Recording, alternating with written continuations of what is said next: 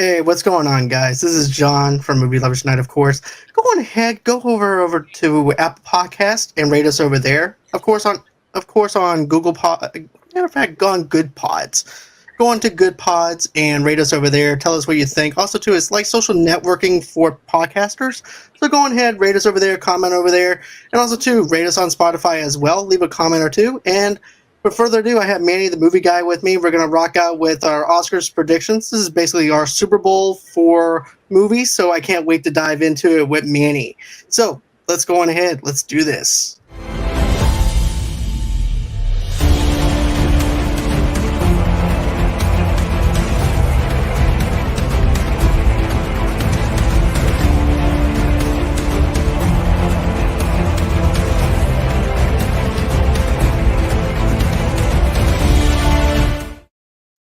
All right. And Manny, it's just a privilege to be able to have you on the show talking about the Oscars. And I just want to ask you, what got you into doing movies and stuff like that, real quick? What got me in? Well, as somebody from the Philippines, when I first got here, I went to school, and I started taking film classes, and I didn't know you can academically critique movies. It's something that I've been wanting to do ever since, but I didn't know you could do such a thing until I got here, went to school, and then and this was back in like early 90s. Oh, And so wow. I started talking. I mean, I started, this is before Netflix and all of that stuff. So this professor of mine who opened my eyes academically to films became my personal blockbuster video. Like I would go there my goal then Then, was to watch all the Oscar winning films from like the 1920s, from Wings all the way to like back then, I think it was Dances with Wolves or something. And so I oh, did that. wow. Yeah, you went way back. Yes, I went way back, and yeah, and so that's and then I became an entertainment editor, film critic for my school newspaper, Purdue University. Then somehow God and the universe found along the way that this is my talent, and so when I moved here to Palm Springs, NBC station here, um, baptized me as Manny the movie guy, and the rest was history. That's awesome, dude. That's really awesome. And like I said, we're going to be talking about the Oscars tonight. And I've sat through a lot of the Oscar films lately and stuff like that, and just dived into what I think was my go-to for mine. And I'm just going to give everybody a rundown on some of the for the best picture. We have Belfast, we have Coda, we have Don't Look Up, Drive My Car, Dune, King Richard for best picture. We also have Licorice Pizza, Nightmare Alley, The Power of the Dog. And So what story? yeah, and West Side Story. So which one stands out to you? Well, I saw The Power of the Dog back in October. Netflix, invited us to see it and all that beautiful stuff. And it was right around October, November. And I fell in love with it, and it never left me. And I love Jane Campion. I've talked to her back. Oh my God, here at Palm Springs Film Festival. I want to say 10, 12 years ago. And I've always loved her directing style since The Piano. And so The Power of the Dog has been my favorite film. Although during the weekend before the Oscars, I always watch all the Oscar nominees again, all the Oscar nominated films, just to kind of get me ready. I fell in love with Coda the second time around. I'll tell you I what, I saw that for the first time last night. Yeah. What do you think? Oh man, I loved it. It's totally different than Oscars if you think about it. When you look at Oscars, people thinking dark, dreary, slow plot points and stuff like that. With Coda, it's so different from an Oscar nom. Right. And I love that. It's lightheartedness. It's got a lot of heart to it. You care about the characters. The pacing of the film is fantastic. The runtime's only an hour and 40 something minutes. It's really good. And then the family aspect of it, I really love Coda. I fell in love with this Coda the first time I watched it. At the hands of a lesser director, this film would have been in, like a cheap coming of age, right? They can make it a Right. cheap coming of age, young adult thing, but no, this is smart, mature. It became, but yet it's still, it still has some romance, and it still has, and all of those elements that you love, but still it's smart, and it's really all about the family, that Yes, family. it's all about the family aspect. It's also about following your dreams. Yeah. And sometimes you have to do what's best for yourself and pick up yourself and everything and do something for you rather than having to depend on other people. And that's the sad thing about it. It's just tough love Right. and stuff like that. That's what I got from the movie itself. But I loved it. The dynamic with the brother and sister element was really good. The back and forth with the mother and father, Very especially at the good. doctor office, I was cracking up. Yeah. Yes. Yes. I saw myself laughing again and again and again. Yeah, I love that movie. You know what? I also love the film, by the way, and it's polarizing, but it also gave Netflix lots of eyeballs. Was Don't Look Up. I love this film, and I saw this again in New York. I remember I saw this in New York in December, and we met all the cast. Blah blah blah. What stood for me was that stood out for me was I said then that Don't Look Up is this year's Doctor Strangelove. When Doctor Strangelove, or how I stopped worrying about the bomb. Stanley Kubrick. That was like 1962, I think, 63, and that was also kind of polarizing. It's about the war, nuclear, but then years later, it was. I mean, it's being studied and admired and revered as one of the classics. And I think Don't Look Up will be the same, in my humble opinion.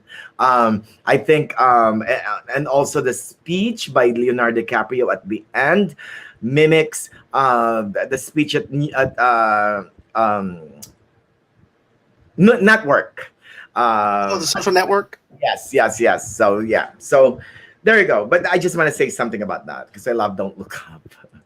But I Here's the thing, think I never, we're gonna I predict didn't get it. a chance to watch Don't Look Up or anything yet, but it's on my go-to list.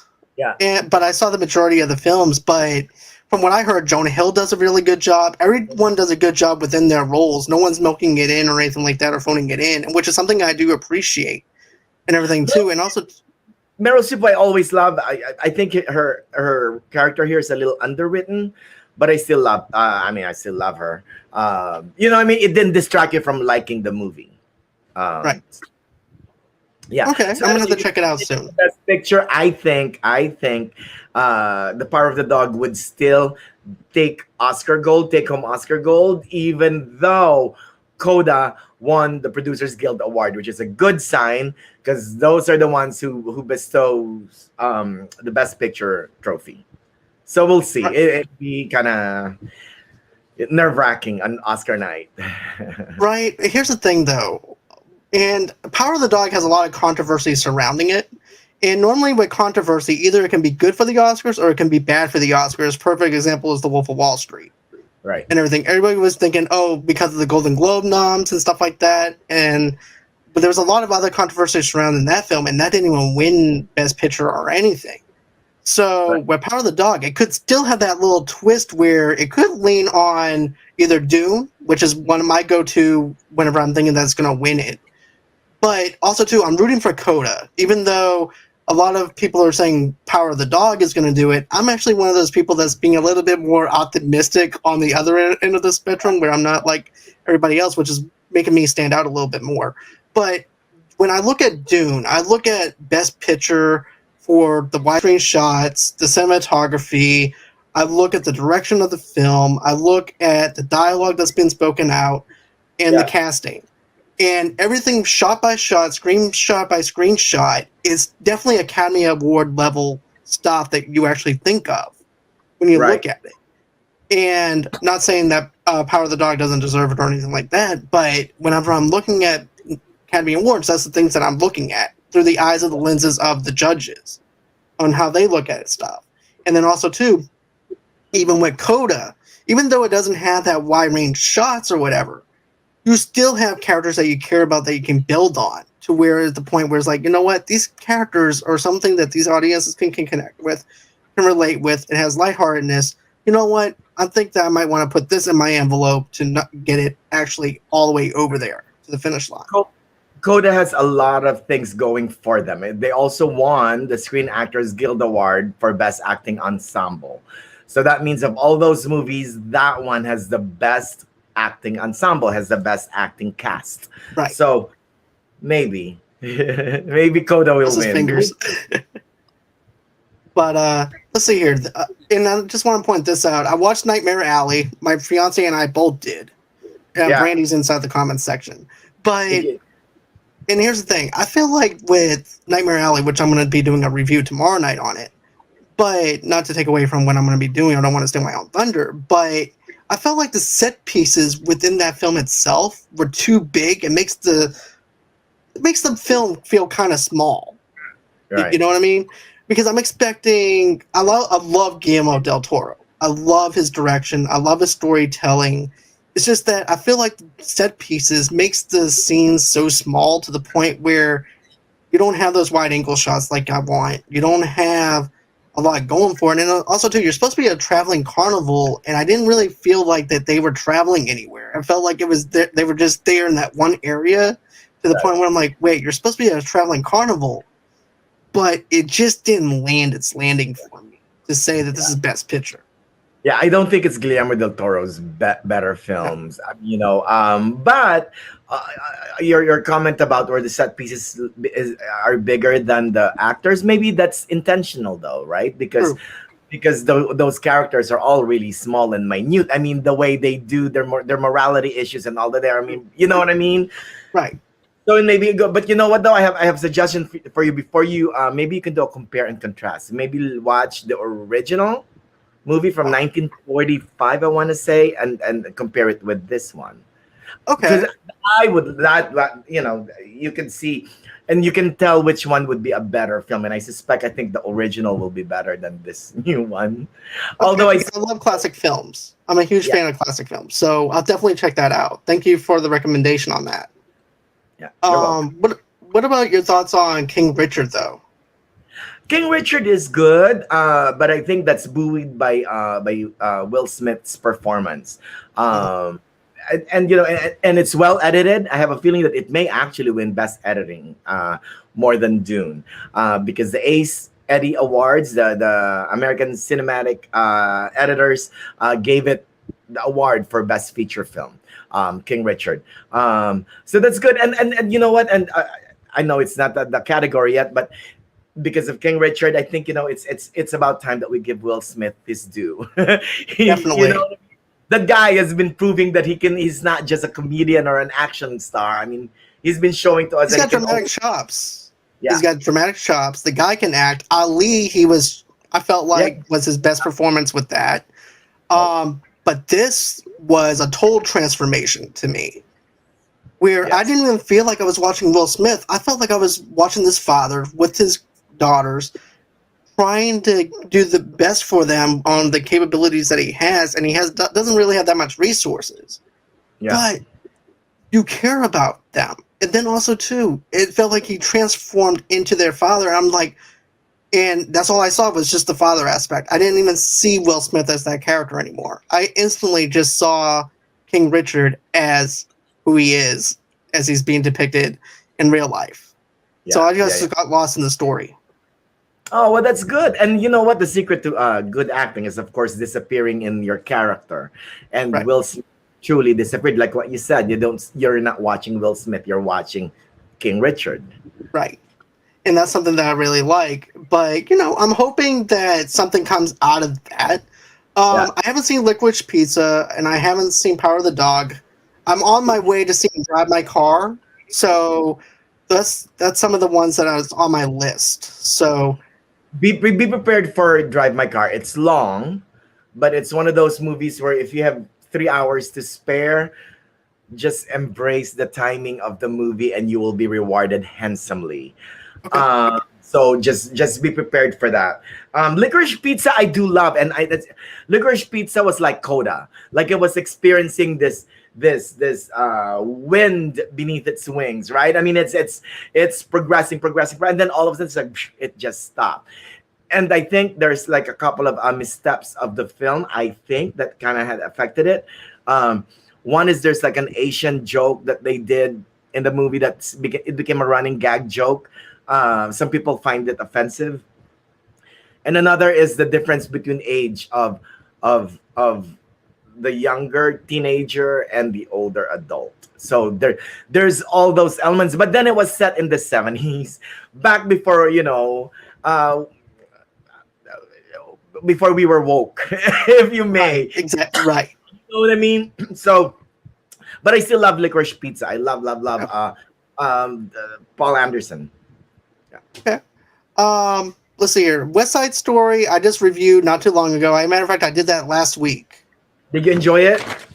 To be honest with you, I love what they did that was so different from the 1962 version Mm. and everything. They changed certain stuff up. There was like a few little things that I felt like that, to me, to be honest with you, I like this version a little bit better and everything in certain aspects of it. Like, for instance, I like the fact that Maria and you also have the leader of the Jets going out on a date to get to know each other and him opening up.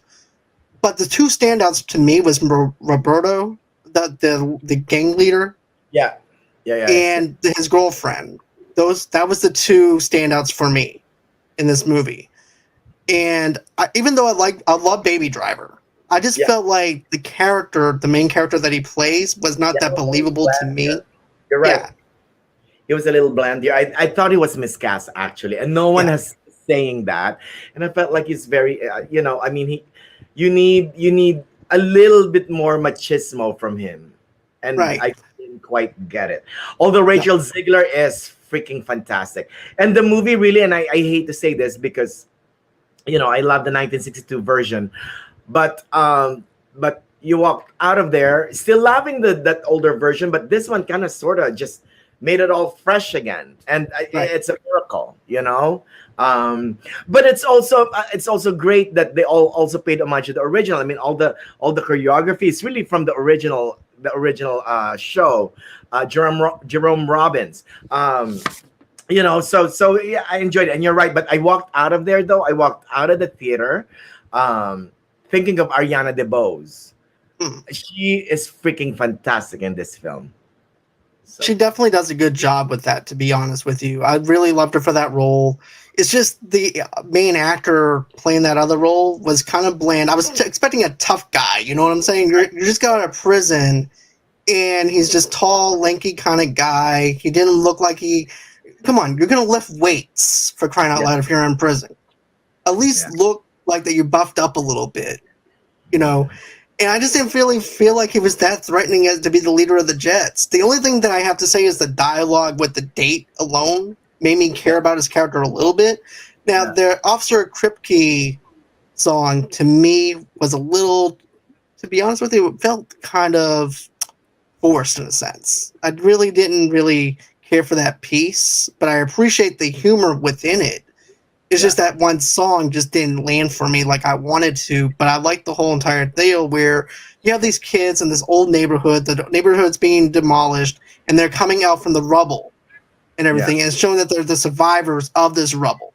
And that's, to me, what the film represents, is them as survivors, surviving the slums of that area that their parents once were part of, and now it's gone. right. Yeah. That is the main. To me, is one of the biggest biggest changes that they did. Um, because in the original there was none of that. The rubble, Yeah, but this one is so um is very nonchalant about it too. I mean, you just see the camera pan up, and then you see that it's being.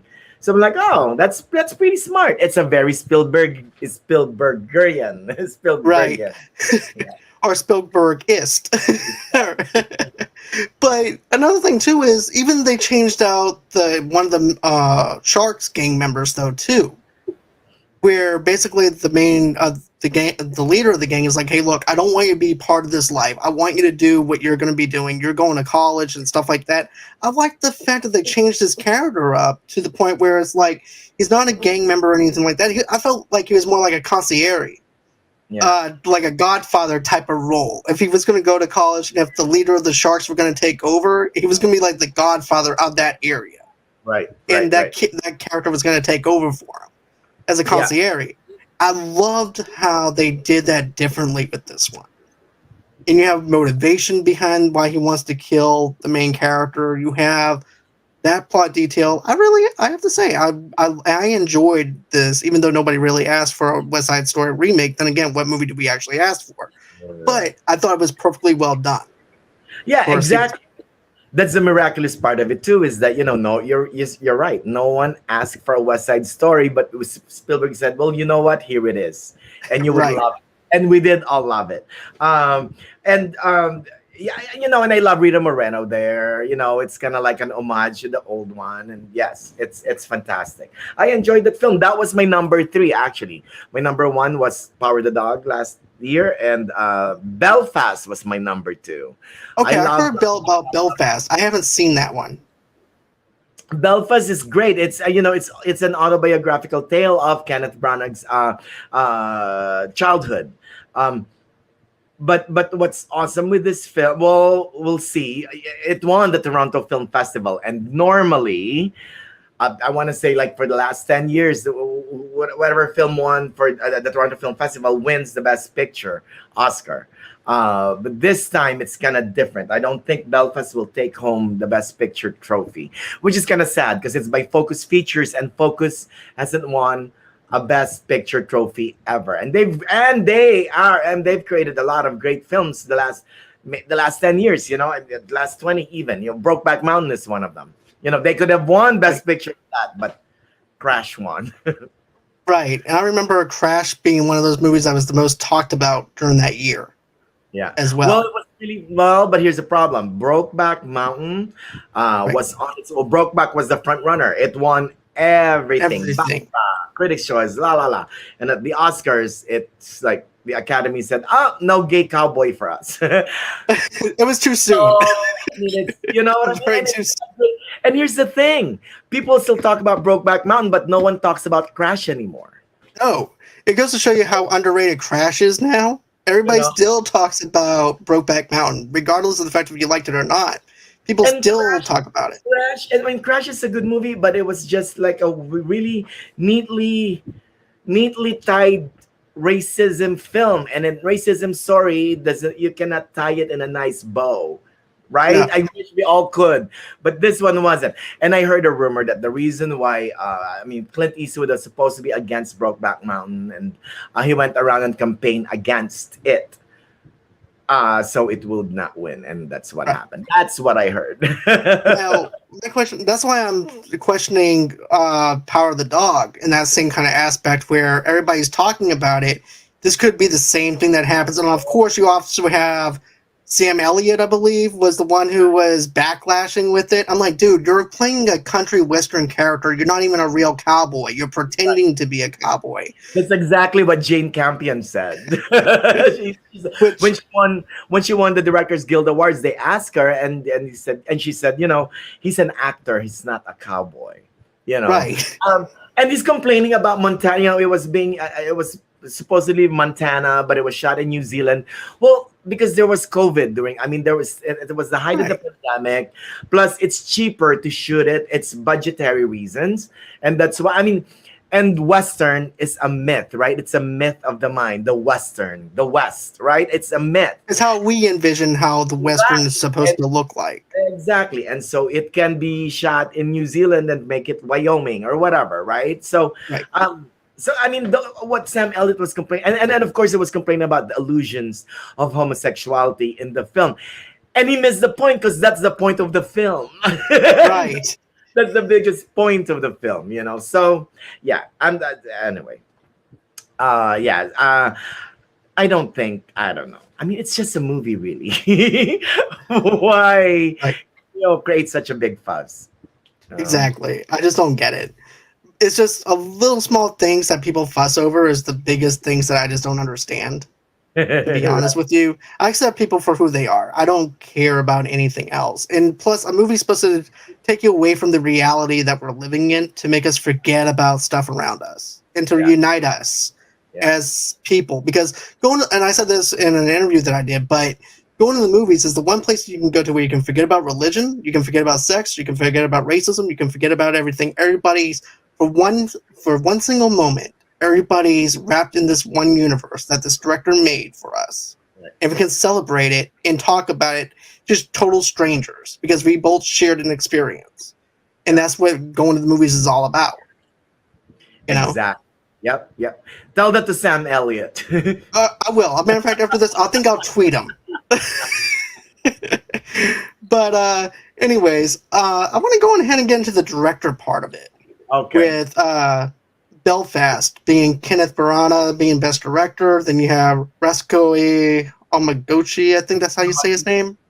Ryusuke Hamaguchi for Drive My Car. Yeah. Thank you. This is why I have you on the show because I can't pronounce certain things. Uh, Paul Thomas Anderson for Licorice Pizza, Jane Campion for The Power of the Dog, and then of course Steven Spielberg for West Side Story. Yeah. I think you know where my heart is. It's Jane Campion. She already won the Directors Guild of Award. So I mean, just give it to her. And it's kind of nice that it's just the second female. When she wins this Sunday, she'll be the second female director to do so. You know, next to the Hurt Locker, Kathleen. Oh, her last name. The Hurt Locker. Catherine Bigelow, I think. Thank you. You're welcome. Catherine Bigelow. You see, we're playing trivia over here. I can't pronounce words. You're over there helping me. I'm helping you. That's teamwork. But, but yeah, I can't really give best director for this category right now because I only saw one film out of these other films. That's my problem right now. To me, I feel like that Dune should have got. I don't know why the director from Dune didn't got snobbed on that because I feel like he should have been in there too. Yeah. No, you're right. You're right. Here's the thing with Dune, and I think Dune will sweep all of the technical awards, sound, maybe costume even. Cruella may win costume, but the problem with Dune is everyone knows it. Everyone that it's not a complete film. It is half of a film. That's what I mean. It's an episodic movie. That may detract voters from it. Although I love that it's nominated for Best Picture. And that's amazing. But I think that's one of the things that people may think about Dune when they're voting is that it's not a complete movie. Right, because it's episodic, and people may be stray away from it because of the fact it's episodic. So right. I can understand why maybe that might be the problem. Yeah. Let's see here. So now we'll get into the Best Actor category. Javier Bardem for being the Ricardos, which was fantastic, by the way. Yes. Benedict Cumberbatch for Power of the Dog, and Andrew Garfield for Tick, Tick, Boom. And then Will Smith, King Richard, Denzel Washington for The Tragedy of Macbeth, and I think it'll be Will Smith for King Richard. Good sign is that he already won the Screen Actors Guild. And in this category, the screen actors are voting for their own. And I think they will give it to Will Smith. And like you and I decided, like you and I said earlier, it's about time to give it to Will Smith. He's been showing us over and over that he's done being an action star and it's now ready to be an actor. And just give it to him. Plus, it's amazing. If it was up to me and I had the award in my hand, I'm like, you know what, Will, here you go. Here's your Oscar. You deserved it, man, because no one works harder than Will Smith when it comes down to biopics. Yeah, you're right. And total transformation. He's the sweetest person, too. So, just give it to him. He's amazing. I love it. I love his work. I love Will Smith. Like you said, Ali, he was good in Ali, And even Ali was fantastic. His very first film, 6 Degrees of Separation, he was amazing in it. And Concussion was also another one. And then, then after 6 Degrees, he did the 4th of July, Independence Day. And then he got pegged into doing that kind of roles. But now he's older and wiser, and I think it's time that he gets to win Best Actor. Agreed, because like I said, it's a total transformation of Will Smith whenever he's embodying that fatherly role in that film. He deserves that award. Not saying that Denzel doesn't, because let's say, look, Denzel won he had his time. Denzel, right? Yeah, right, for Training Day and everything. So let Will have his shine now, because Will deserves it. Yeah, hands down. Yeah. And everybody was like, well, Andrew Garfield might win it for Tick, Tick, Boom because of Spider-Man and stuff like that. I said, yeah, but here's the thing. You have to look at which is the better film. You have to look at also, too, Spider-Man is a different monster compared to Tick, Tick, Boom. Right. And also, too, Tick, Tick, Boom is a good movie. And I enjoyed I enjoyed Andrew Garfield there. I mean, he sang his heart out. He actually sang in the film and danced and performed. And if you saw the movie, it's like ratatata. It's like a Lin Manuel Miranda masterpiece, yeah, right? It's right, but he was able to do it and put heart in it, and it's hard. It So really is. if he wins, I'll be happy. I'll I be will. very very happy actually.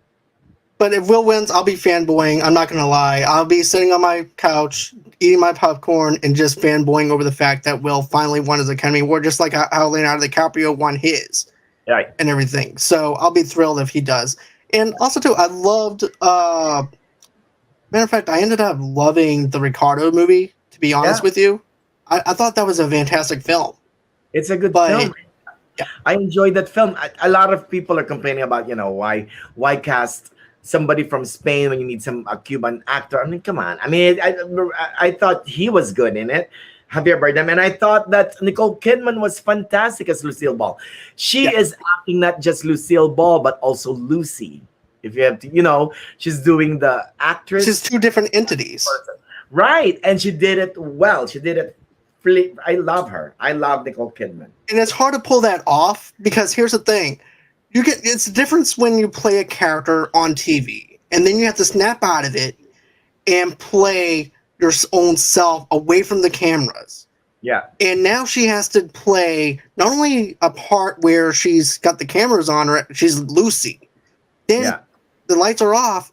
Oh, now I have to be a normal person and now I live with Ricky Ricardo and everything. And now I have to show my struggles and my insecurities around him off the things that I do, which is very hard to do. Yeah. And that's something that I really have to say. Nicole Kidman did a really good job. Javier Bardem did a good job on it. But my vote is still going for Will Smith. Sad. Yes. I And agree, I yeah, agree with you on that. What about best act? Because we talked about Nicole Kidman already. Let's go to best actress, right? okay. What do you think? You want So to we give? got Jessica. You're right. We got Jessica Chastain, The Eyes of Tammy Faye, Olivia Colman, The Lost Daughter, Penelope Cruz, Parallel Mothers, Being the Ricardos, and of course Kristen Stewart for Spencer. So out of those picks, what do you think? Well, let me tell you, my heart belongs to Kristen Stewart in Spencer. If you guys had seen the film, there's one scene in there, in the pool hall, in the billiard room. And all you could see was her doing this with her hand, but while she's talking, and it's nuanced to a T, and she's like nervous and mad, and and you can tell.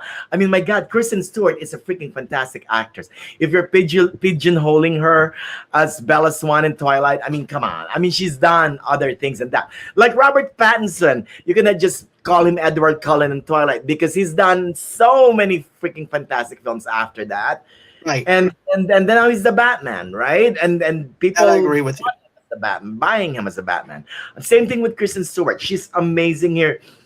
Actually, if I have to go from like my top three, it's Kristen Stewart, Spencer, Nicole Kidman being the Ricardos, and Jessica Chastain, The Eyes of Tammy Faye. I love them all. I love all of these ladies. Olivia Colman's fantastic, The Lost Daughter. Penelope Cruz, fantastic, and Parallel Mothers. But if you notice, the ones that I pick are the ones based on real life people because Right. I think they're harder. I like what I said. For instance, Nicole Kidman has to not only act as like Lucille Ball, but she also has to be Lucy from I Love Lucy, Lucy Ricardo, right? Same thing with Kristen Stewart. I mean, Princess Di is such an iconic character, and if there's one misstep of your acting, it's so evident because Kristen Stewart is very memorable as Bella Swan. You cannot take and that's hard, right? Because she has a Right. bigger life It's called role. typecasting because they Right, get lost in the typecasting. Even the actor who played Harry Potter had a tough time coming out and right. everything too. Out of that nutshell, the only one that made it was Emma Watson for a while, and now Yeah. you have the actor from Harry Potter that's actually doing a fantastic job now. He's And just Robert like Pattinson typecast.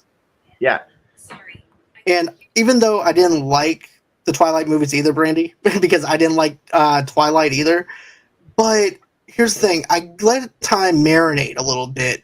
Where like, there's got to be a legit reason why Robert Pattinson was cast as the Batman. yeah, So I went through his whole filmography looking for something to hit for me. I've yeah, watched Good Times. I also watched The Devil All the Time and Lighthouse. and The Devil All the Time sold me. Then I watched Lighthouse. Then I watched Good Times. I loved it.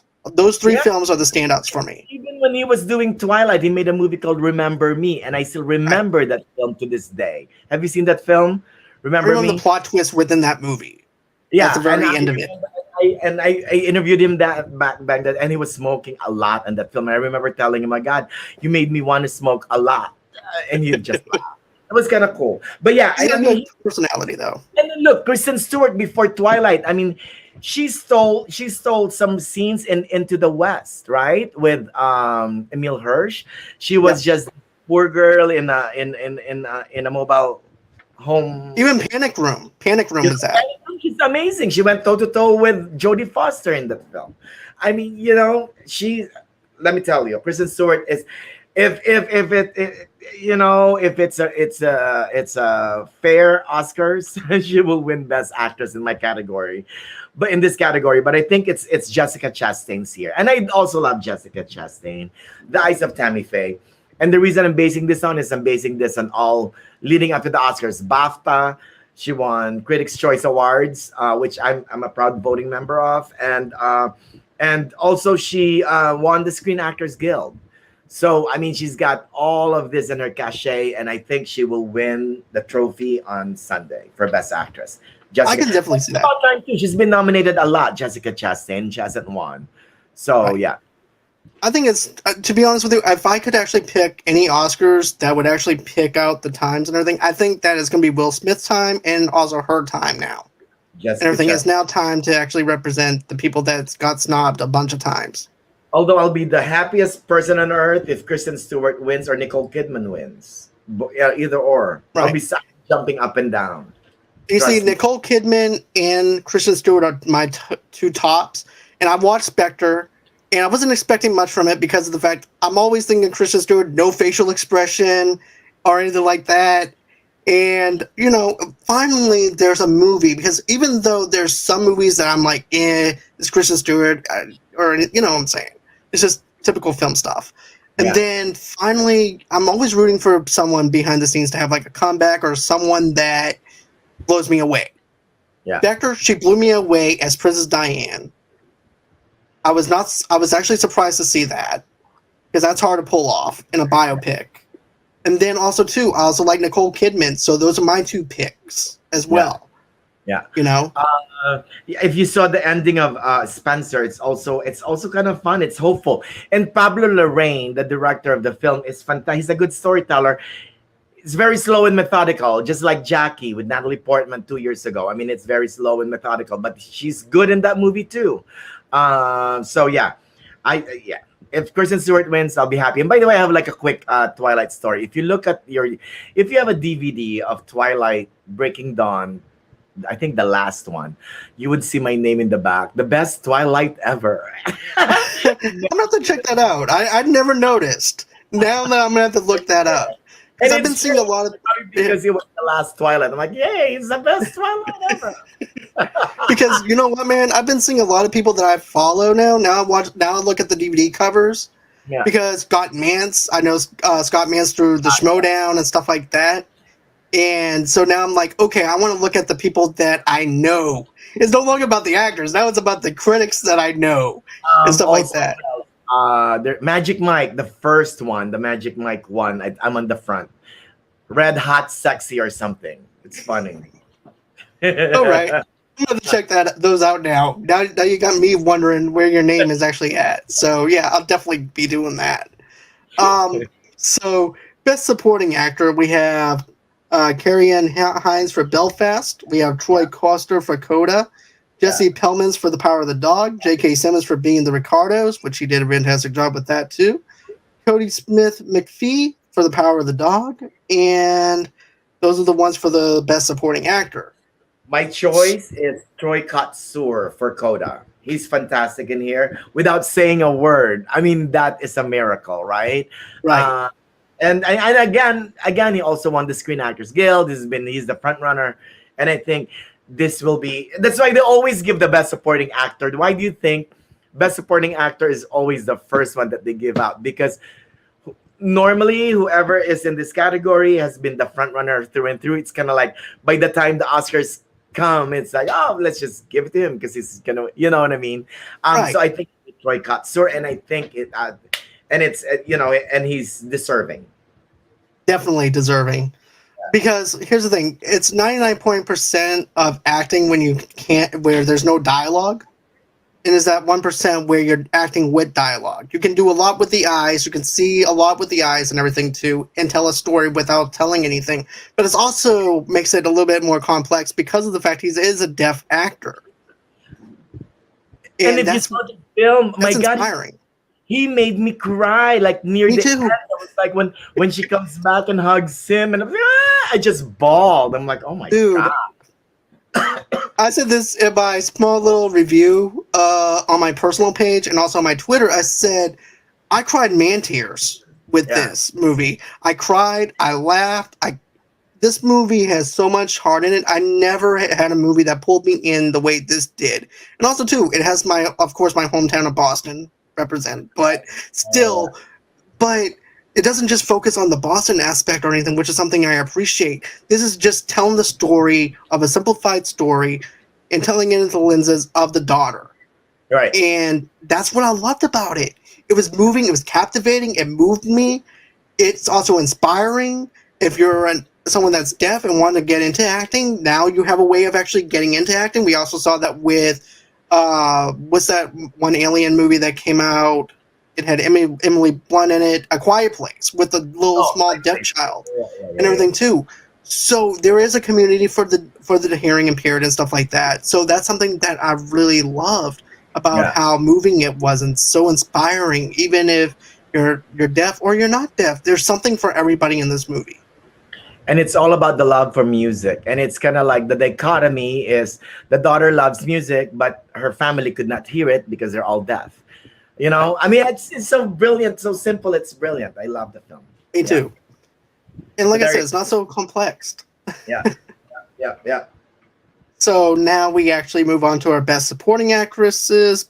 Jessie Buckley for The Lost Daughter, Ariana DeBose for West Side Story, Judi Dench for Belfast, Kristen Dunst for The Power of the Dog, and Anna June Ellis for King Richard. Elise, yeah. You know what? Leading up to the Oscars, I'm gonna say back in September, like maybe like the start of the award season, everyone was hoping that Kirsten Dunst will already take home the Oscars. And I mean, you know what? At any given year, yes, she's fantastic in here. And so is Ingenue Elise, right? Right. In King Richard, she's fantastic in there. Judi Dench, I think they just nominated her here because she's Judi Dench. I mean, although her the last scene in Belfast is her. I'm not gonna read it if you haven't seen it. No. But I love that the Academy put Jessie Buckley in here for The Lost Daughter. She plays a young Olivia Colman in the film. I mean, they really don't look alike, right? But and I told this to them we did a press conference with them, and I said, let me just can I just let's give a round of applause. She wasn't there, Jessie Buckley, during that day, but they all agree. Yes, I go. I mean, how did you guys plan it? I asked Olivia Colman, like, how were you? Did you guys plan that this is how I'm gonna act and you're gonna copy me, or no, they didn't. They just it just became raw and organic, and you don't think of the character of Olivia Colman without thinking of her as a younger self with Jessie Buckley in the role. I mean, she's amazing in this film, and I just love that the Academy didn't forget her to nominate her, because she was being forgotten by all the other critics awards and everything, but even the Golden Globes. But no, but she's remembered by the Academy, and that's fantastic. But with that said, I think it'll still be Ariana DeBose from West Side Story to win, because I when can you see walk it. out of when you walk out of that theater, you will remember her and her yellow dress. That's all you're gonna remember. I mean, you'll remember a lot, but you'll remember her and her yellow dress and how fierce she was. And it's so cool that Rita Moreno won this in 1962, and years later, same character. It will be won by Ariana DeBose as Anita in West Side Story. And I loved Anita. Anita to me was a solid standout and everything. I love that. If Reason, yeah, she's the voice of reason in the film yes, until yes, you know, until they did something wrong to her, and then she gets mad. Right. So let's see here. Now we're gonna get into adapted screenplay. No, What? original screenplay, which is What gonna do you think? be, Yeah. huh? Go Which ahead. is Yeah. And the sorry. nominees. Yeah, it's gonna be Belfast, Don't Look Up, King Richard, Licorice Pizza, and The Worst Person in the World. Wait, are you on? Yeah, are you on original or adapted? Original screenplay. Sorry about that. I lost my spot for a minute. Yeah, yeah, yeah. Ooh. Well, if you guys hadn't seen The Worst Person in the World, by the way, watch it. I love that film. But the Writers Guild Awards, which happened on the 22nd, was it Monday? Yeah, it happened Sunday or Monday. Um, gave this trophy, this Best Original Screenplay, to Don't Look Up. Adam McKay. I was so surprised and happy that, wow, they actually gave it to him. Because I thought this is either Licorice Pizza or Belfast. It's for them to win. But now Don't Look Up is like becoming the front runner. So you know what, John? I think this is hard category, and I think I think I'll go for Belfast. I think they'll give Okay. something to Belfast. I You think know, even though I haven't seen Belfast, my gut is also saying the same thing. It just has so much appeal to it, I think, that people still talk about it. And there's so much hype around it to the point where it's in my gut, where basically I'm going to have to go with Belfast. And I know that some people still talk about Don't Look Up, but not that many people anymore. It's well, like slowly becoming off everybody's radar.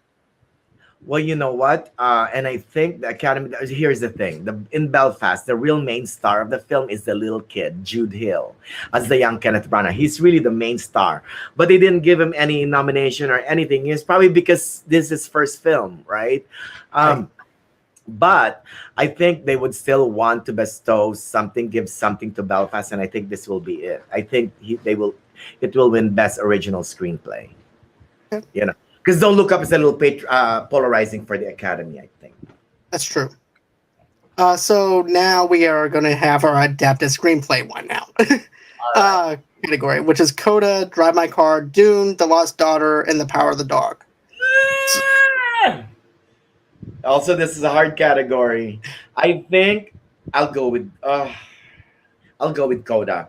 This will be one of those years where one of them will win Best Writing and one will win Best Picture. And I think Power of the Dog will win Best Picture and Coda will win Best Adapted Screenplay. And it's an adapted screenplay because it's based. Coda is based. I want to say it's a French film. Le Hmm. Famille. I think it's called Le Famille Bélier. I want to say 4 or 5 years ago. So yeah, I Oh think that's wow. Okay. That's you know that's something I didn't know.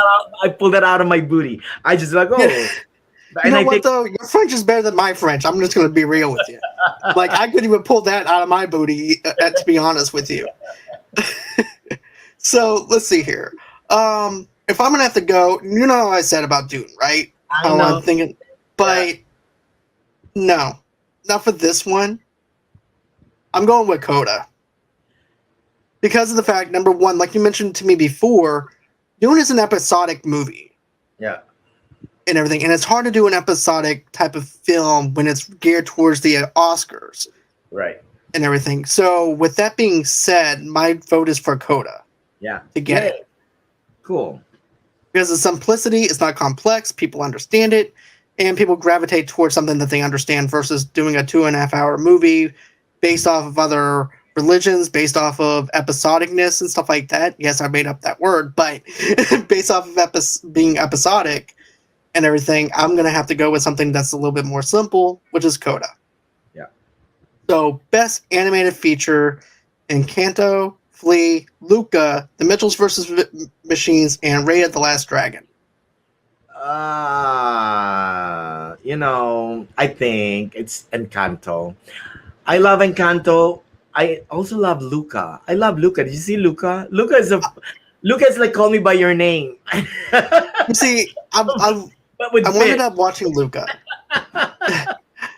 and it's very different from a Pixar movie because you're expecting something more on the Pixar level, but you understand the message that it's trying to teach at the same time. Right. And within that message, between it's about accepting people for who they are, regardless of the fact if they're different or not, and also the LGBT community as well. And Yeah. that's what I got out of that. And also too, Oh, go ahead. Sorry. you know, I liked Luca a little bit and everything too, but I'll go in my choice in a minute.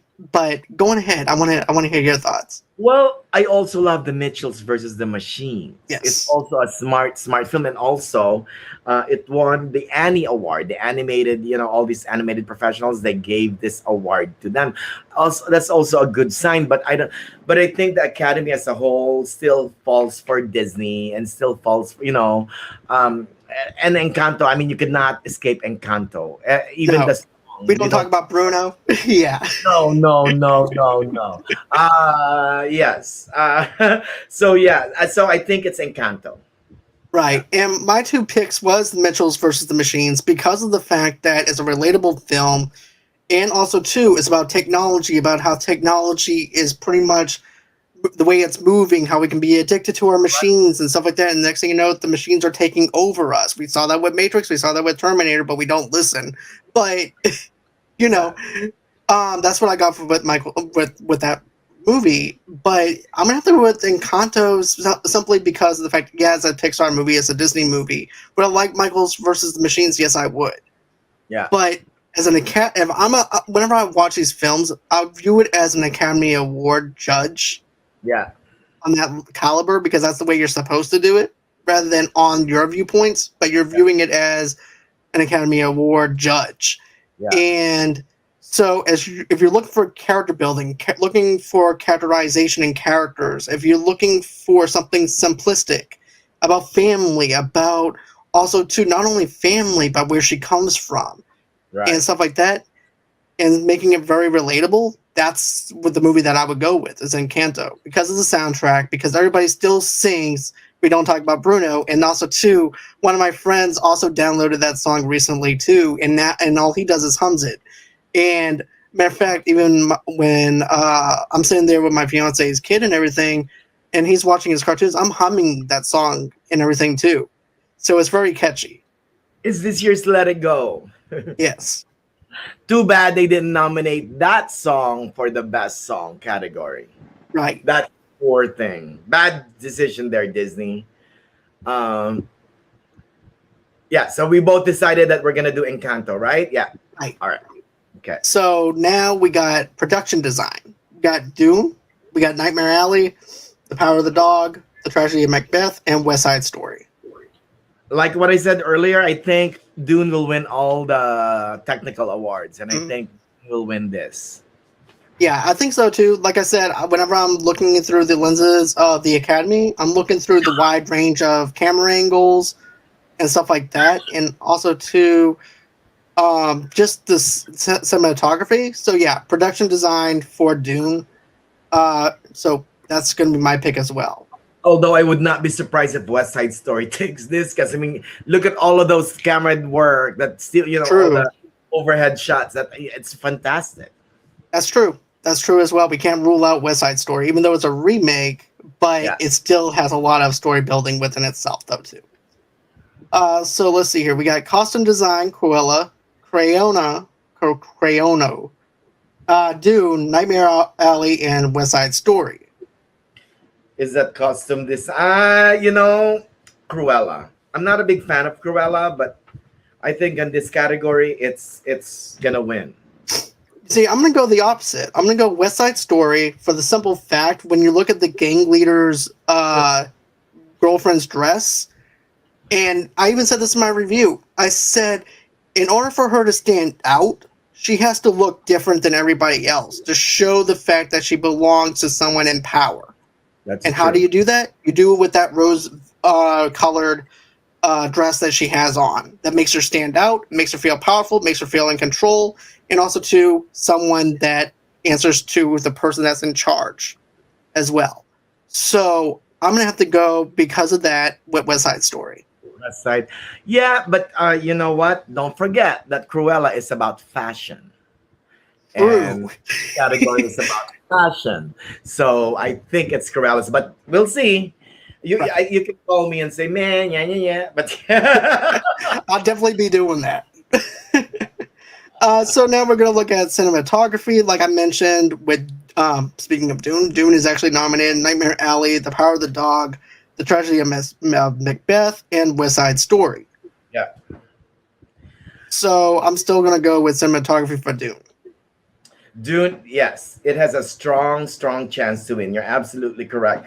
Although the power of the dog, if it wins, it will be fantastic because Ari, I forgot her last Abner. I think she is the only the second. Can you believe this?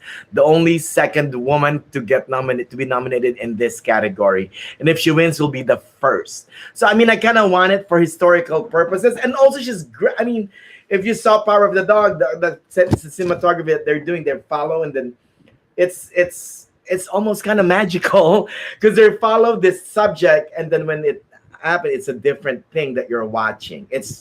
It's fantastic, but I think it's June. It's gonna be Dune because of the vista, the big scope. It's the Exactly. scope. So I think that would win. But you're right. Let's see. So now we actually have editing. Editing. Ooh, the editors, the Ace Eddie Awards gave it to King Richard, but I think Dune has a strong chance of winning this. Most films that win this category are normally like action, or fast Right. paced. That's why I was happy that Tick Tick Boom was part of it because I mean it was well edited. But yeah, I think for this category, it's gonna be Dune for me. Dune as well, and not because that's actually one of my favorite Oscar movies and everything too. Aside from Coda or King Richard, it's just the editing process of them having to actually line everything up in and a balance of telling a story the way they did was perfectly executed, in my opinion. Yeah, yeah, yeah. So let's see here. Now we have makeup and hairstyling. So we have Coming to America, Cruella, Dune, The Eyes of Tammy Faye, and House of Gucci, which is surprising to actually see House of Gucci get on the list for something. Right, and I'm so happy that it only is relegated to makeup and hairstyling, because I mean, people are buying that Lady Gaga was fantastic. Sorry, Lady Gaga fans, sorry, monsters, but Lady Gaga wasn't that good in House of Gucci. She. She is a reactor. She's like a female Tom Cruise. She's a reactor actor, in my humble opinion. So I'm happy that she didn't get nominated. But for this category, I think it'll be Cruella. I Makeup can and hair. definitely see Cruella because here's the thing: Coming to America, I didn't really care for at all. Right, right. That's a bad film. I Yeah, was I'm like, why is that being on there? That should have, if anything, have Coda on there for best hair makeup or whatever. Even though there was not really much makeup going on, But you know what? but still, The costume designers had given Coming to America the Best Contemporary Film Award because of probably of all the fantastic costumes and la la la. But right, I gotcha. But yeah, it's got to be Cruella for that one because of the fact, look how many things that not Emma Watson, but Emma Stone did during that. That's a lot of makeup designing, a lot of hairstyling that she had to do. So yeah, I'm definitely gonna have to go for makeup and hairstyling for Cruella. So the next one we got is Sound, which is Belfast, Dune, No Time to Die, The Power of the Dog, and West Side Story. oh, No Time to Die has a strong chance in here, but I think it'll be Dune again. Right. I think it's gonna be a tie. You know what I'm saying? Like between the two of them. Whenever they go ahead and announce the nominees, I'm like, ooh, because I know how I would choose. I would actually go with No Time to Die over Dune for this one. Yeah. But Dune just has a better tone and a better way of pacing in certain things when it comes down to the sound aspect.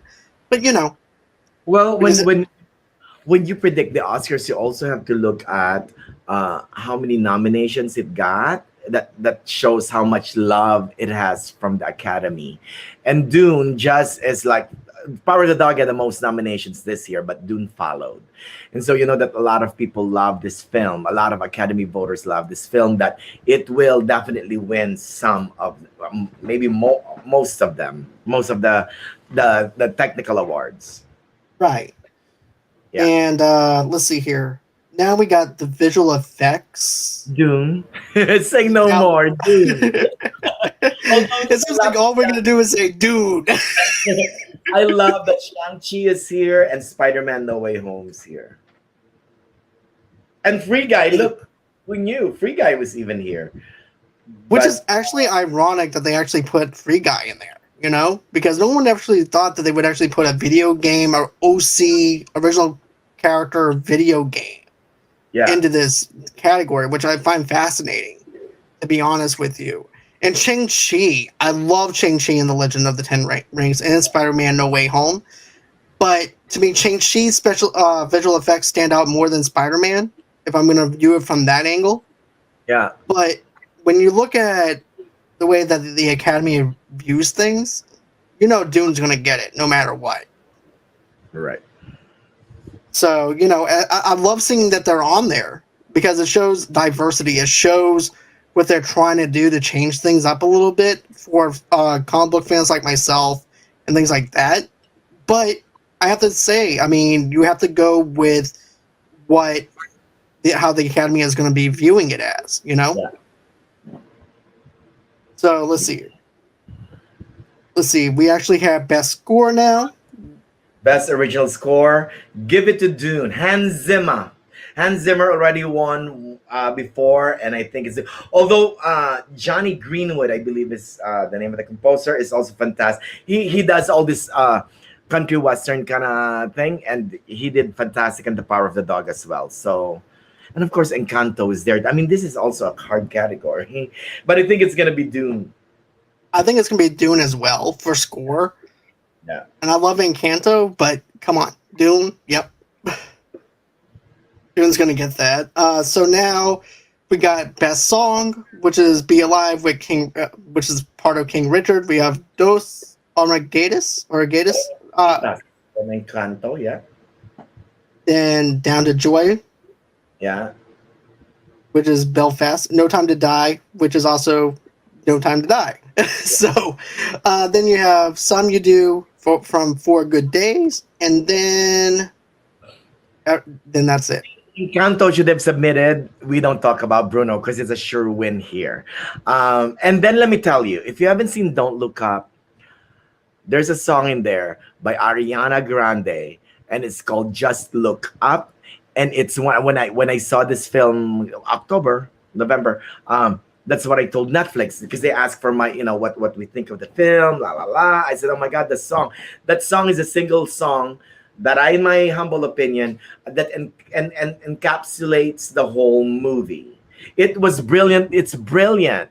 And I don't know why it was nominated for the Critics' Choice, but the Academy did not nominate it. So I want to say boo to the Academy for not nominating that film. So with that said, I think it'll be No Time to Die with Billie Eilish because it's Billie Eilish. It's a James Bond thing. How can you say no to that? Like most James Bond movies won best songs. Yeah. So Exactly. And, I'm actually shocked that they didn't put Nobody Talks About Bruno, to be honest with you, over this song.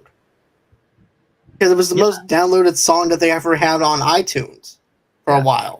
So I'm actually surprised that they didn't do that. But yeah, No Time to Die, easy win. Because of the fact it's a James Bond movie, Billie Eilish actually did a good job with what she did for that song. It has that classic James Bond kind of feel to it. Yeah, so that's going to be my pick. So now we got the documentary feature. Now this is like, no matter what you predict, the Academy always will choose a different one. But it is the documentary feature. I think what I like to win for documentary is The Summer of Soul. That would win best documentary feature. Although I love Flea, the movie Flea, and it's on Netflix right now. It's a documentary, but it was created like an animated feature. Watch that. Yeah, watch that. But Summer of Soul, I think, will win for best documentary feature. That's the one. And I can tell you guys, whoever's watching, I can tell you the ones with the most buzz. And because this is hard, not this is not like they'll show Dune everywhere, right? But this ones they don't. I mean, unless you really look for him. So Okay. I haven't seen any of the documentary stuff, so I'm glad that I actually have some insight into what you saw because now I actually know what to go with on my list I and think everything. So I do appreciate that. the Summer of Soul will win. Okay. And I think we have the best documentary short subject because we're on the same subject. Best Yeah. documentary short subject. The nominees are Audible. Audible is about deaf people, which is if we want Coda, this may win. Lead Me Home is about homeless. The Queen of Basketball is about the original Queen of Basketball. Like I think she was in the 70s or 60s, 70s. The very first star of female basketball, women basketball. Three songs for Benazir and When We Were Bullies about bullying. I think Lead Me Home will win for the subject matter. It's about homeless, but I would not be surprised if the Queen of Basketball is also getting major buzz. So if you're doing your Oscar betting, Lead Me Home I think will win, but the Queen of Basketball comes very, very, very close. Okay. There you go. So now we have international feature, which I'm going to let you go on ahead and talk about. Go on ahead because I don't know how to say that name. Well, I don't have the names, but we have Drive My Car, Yeah. Flee, The Hand of God, Lunana, Ayak in the Yeah, Classroom. that's the one I couldn't say. Oh, and The Worst Person in the World. And I think because Drive My Car is nominated for Best Picture, not only Best International Feature Film, this will do a Parasite thing 2 years ago. So I think Drive My Car will take home the Best International Feature Film category. Okay. Yeah. So now we get into my category a little bit of short films. Short? Okay. So animated short, Affairs of the Art, Bestia. I think that's how you say it, Besta, which also translates to Beast. Box Ballet, What the heck? Robin, and the Windshield Wiper is also the other animated short. You The only one that I got. Oh, I'm sorry, Manny. No, go ahead.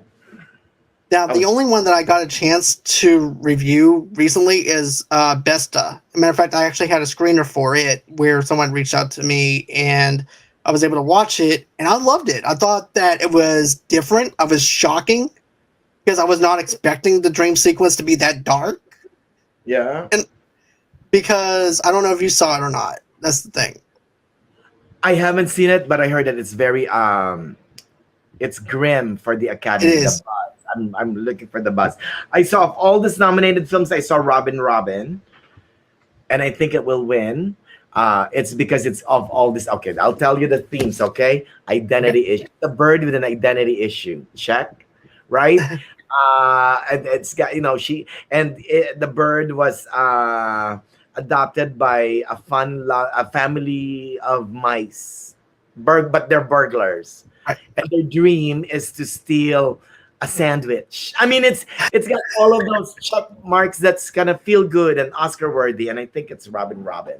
Because I think from how you describe Bestia, and I heard that it's also it's very grim and it's very dark for Yes. but It's. I'm gonna be honest with you. It's based off of. Here's the thing. Ingrid it's based off of someone that went through Nazi Germany, and she's actually an undercover person working in the organization of Chile with dictatorship. And she's going through the struggles of her anxiety, her emotions, and stuff like that, of being undercover, working for these people, torturing these people, going through the same routine every single day that she wakes up, and wondering if she's going to wind up being the one who dies. Yeah. So it's very dark for an Academy Award nom. Yeah.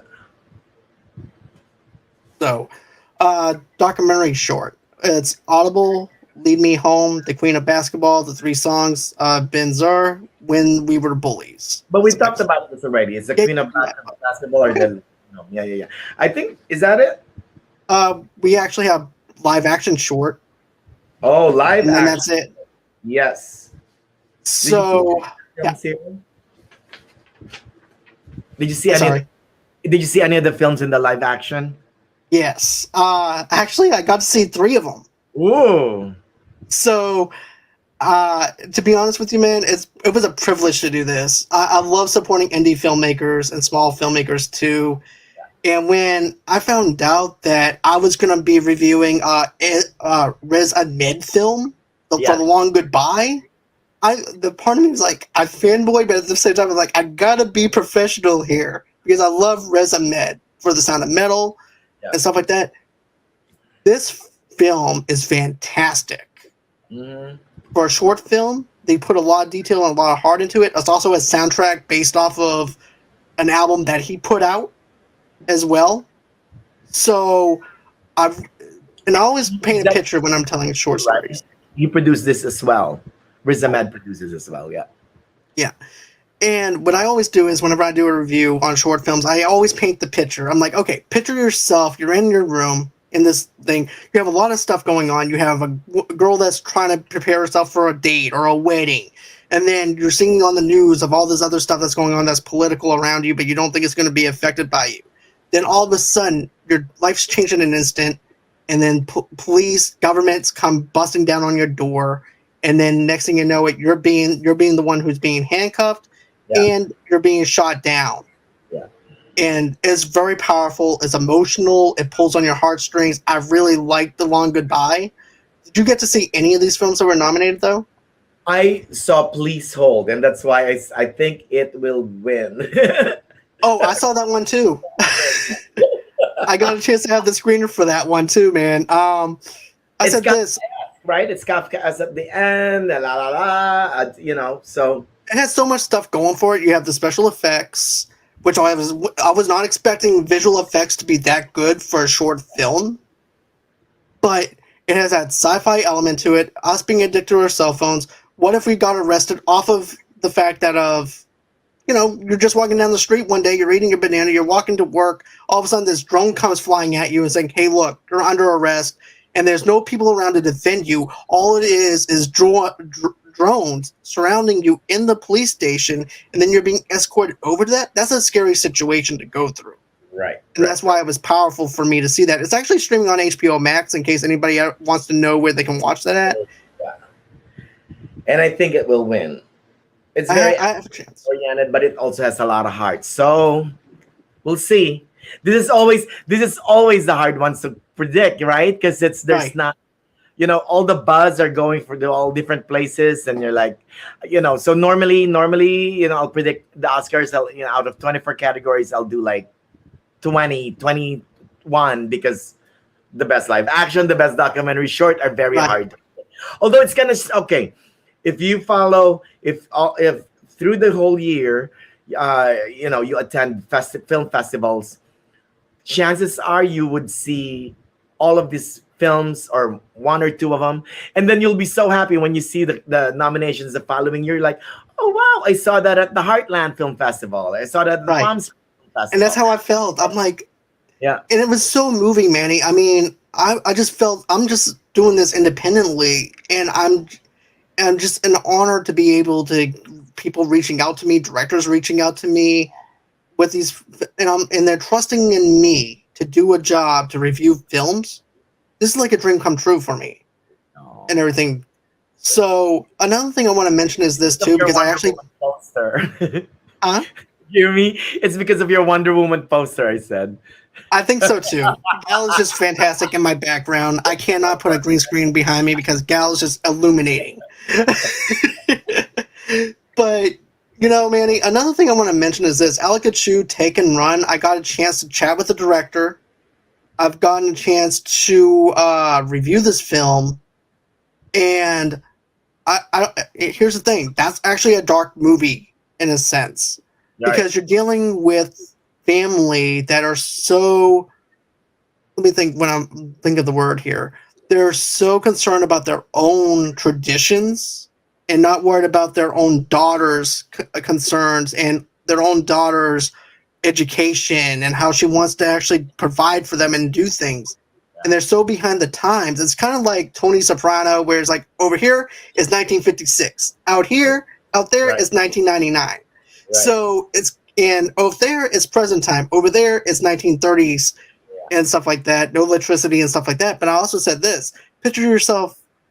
You just got yourself a job. You're excited about the fact that you got a job, and all of a sudden, your life's also changed in an instant because of the fact these guys come busting in at this donut shop, and next thing you know, you're getting kidnapped to go get married to somebody that you don't know anything about.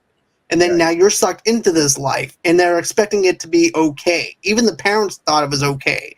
And then also, too, there's also pressure on the man, though, as well, because he's afraid to go against his family's beliefs. So I like the struggle within that self, too. Yeah. You're absolutely correct. You know what's cool? I think in this best live action short category, out of the 5 nominated films, only one is made in America. I mean, only one is an American film. The rest are from other countries, which is kind of cool, I think. I think so too. I come to appreciate directors from overseas, and everything too, to put their films out there. And I'm also loving more because of me reviewing these short films, and they come from overseas. I'm actually having more of an appreciation for subtitle films now than I ever did before. Yeah. And everything, and I just love it. I'm eating it up like popcorn. I'm enjoying it. But yeah, I think that Alakachu is a fantastic film. Also, too, Maria, the director, is a fantastic director and very down to earth, very sweet woman. And I would love for her to win, and I would like to Riz Ahmed to win. Yeah. Oh, well, good. Well, maybe and then you can call me again and say, yeah, please hold it. But trust me, I'm going to be doing a lot of texting or a lot of tweeting at you and everything too to say now. Live tweet the Oscars, beginning at 5 p.m. Okay. On Sunday. Yeah. Okay. Yeah. Well, this is kind of fun. I love it. This guy. Here's the thing. I haven't even written my full Oscar prediction. So this. You're getting it first. You're getting it here. Hey, I feel like I got a Manny exclusive, so I'm honored to actually have a Manny exclusive prediction from you. Actually, my project tomorrow. So yes. And I think I made it easier for you now to write. Right? I'm all prepared and everything. Exactly. So Manny, it's an honor and a privilege to have you on here, and I'd love to have you back again. This has been a great back and forth between the two of us, and this is our first time doing it. And I just feel like the chemistry is there. It's really great to actually have you on. Well, so thank you. With that being said, man, you're very welcome. Yeah, and let me know when I can always come back. Maybe we'll do the best, like the half of the year, the best movies from the last 6 months or whatever. Yeah. Heck yeah, I do top 10 shows all the time. So yeah, you're more than welcome. Perfect. Yeah, just let me know. Sure will. And Manny, where can everybody reach out to you if they want to follow you on social media and all that stuff? The easiest way is go to my website, mannythemovieguy.com. You'll see all my interviews and reviews and la la la la la la. Okay. You'll see interviews with my latest interview is for a movie called The Bubble with Judd Apatow. So you'll see my interviews with Judd Apatow. You probably had seen this, that Cliff Beast 6, dinosaur thing, and Netflix asked me to can you pose this and pretend that it's like the best dinosaur movie ever? I'm like, sure. Anything for you. I actually share that. But and I was able to interview all of them. Leslie Mann, it's fun. So you can see my interviews with them there, and I'll also put my full Oscar predictions in all categories. Okay, and guys, you guys can go on ahead, follow me on TikTok. Well, first of all, follow me on Facebook at Movie Lovers TV Lovers Unite over there, underneath the same brand name on Instagram and on Pinterest as well. If you'd like to donate to the show, I understand this pandemic and everything else has been eating up the economy, but if you choose to do so and want to donate a couple of dollars to me and everything just to keep the lights here on at Movie Lovers Unite, just go on ahead, go to buyusacoffee.com/movie lovers. That's how you can do that. But simple like, simple share, and also smashing that subscribe button on the bottom right-hand corner and smashing that bell to allow you guys to know when we have something new coming out helps me and it helps you out in the long run as well. So that's what I need you guys to do. Also, too, rate us on Good Pods, rate us on Spotify, rate us on Apple Podcasts as well, so that way we can get new audiences in here to where they can actually enjoy our show as well. Then, of course, go on ahead And follow me on TikTok at Movie Lovers Unit 0 over there. And then, of course, on Twitter as well at Movie Lovers Unit over there as well. If you're a sponsor or would like to be on the show, just email me at movieloversunite@gmail.com. And that's everywhere that you guys can follow me at. Thank you again, Manny. It's such an honor to have you on here once again. And thank you for your time. I do appreciate it. Yay! And always, until next time, guys, it's been real. It's been fun. I can't wait to do this again. And bye-bye.